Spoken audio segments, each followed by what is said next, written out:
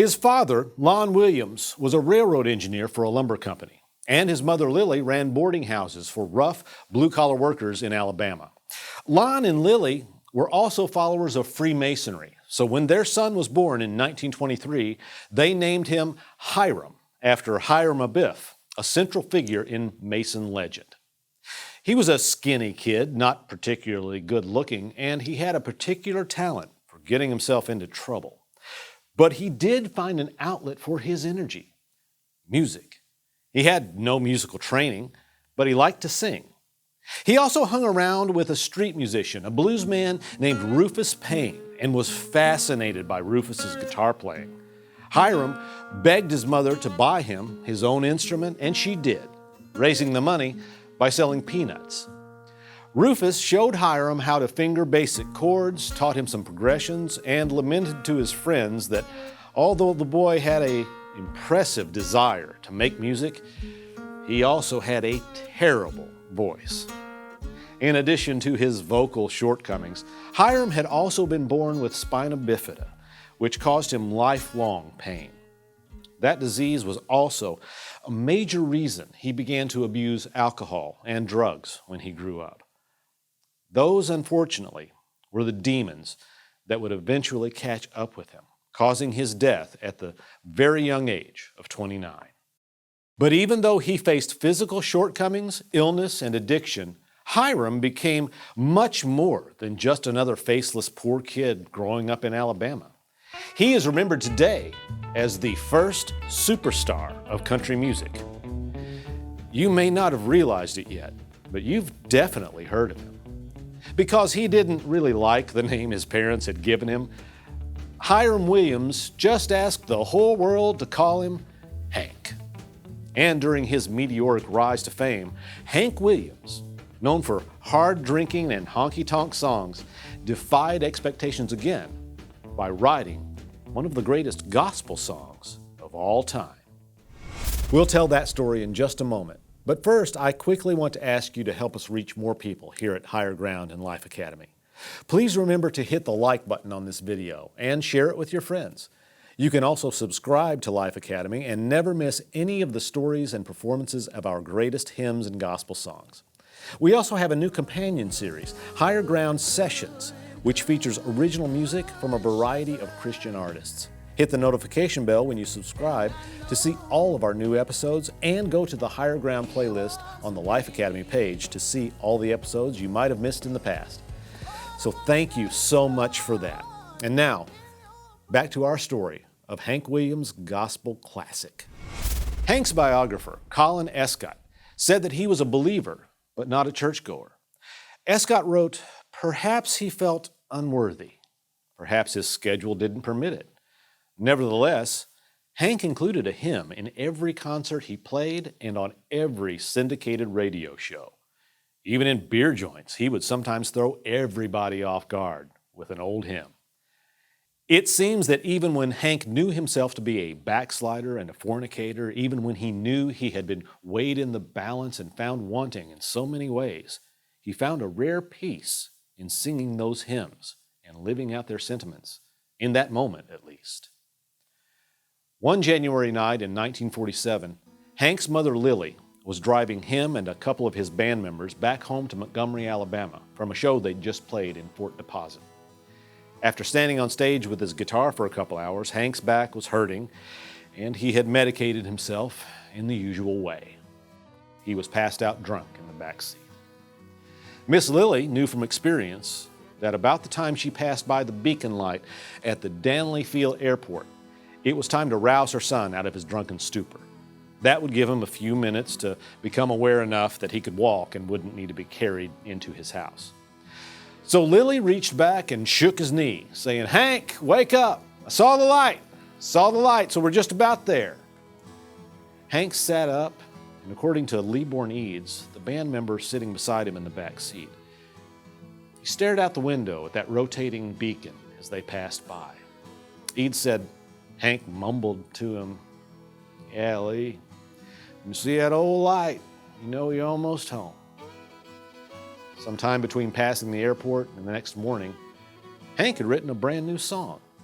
This time, it wasn't a tune about going honky tonkin or being so lonesome he could cry. It was a song about a man who had wandered into the darkness, far from God, but who just in time caught another glimpse of the light of his glory. And with that light to guide him, the man finds his way home. Just under 6 years later, on New Year's Day, 1953, Hank Williams was again passed out drunk in the back seat of a car. But this time, he didn't wake up. A heart attack caused by the combination of alcohol, morphine, and chloral hydrate suddenly silenced country music's first real icon. Now, many people would assume that because of his rough lifestyle, we won't see Hank in heaven. But I like to think of it this way. Hiram Hank Williams didn't live the life of a saint, but do any of us? And we don't know how close his relationship with God was when he passed, and if his shortcomings were something God was still working on with him, just as he's still working on with all of us. But if 2,000 years ago, Jesus himself could take a rough, cantankerous, anger-filled fisherman named Simon, change his name to Peter, and make him the rock God's church was built on, well, surely there's a chance that he could redeem and use a hard-drinking, honky-talking good old boy from Alabama to do a small piece of his work with a simple song about glimpsing a light in the darkness and coming on home. So, I wouldn't be surprised if one day you're walking along on a street paved with gold and you see a skinny dude with a lopsided grin walking toward you, tipping his cowboy hat and saying, "Howdy, neighbor. Whew, sure is a beautiful place, ain't it?" I Saw the Light by Hank Williams, performed by the Floras, here on Higher Ground. I wandered so aimless, life filled with sin. I wouldn't let my dear Savior in. Then Jesus came like a stranger in the night. Praise the Lord, I saw the light.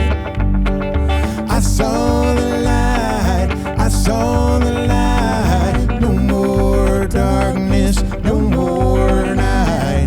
Now I'm so happy, no sorrow inside. Praise the Lord, I saw the light. Just like the blind man, I wandered along. Worries and fears I claimed for my own. Then just like the blind man, God gave back his sight.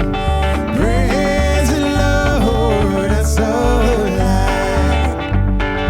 I saw the light, I saw the light. No more darkness, no more night.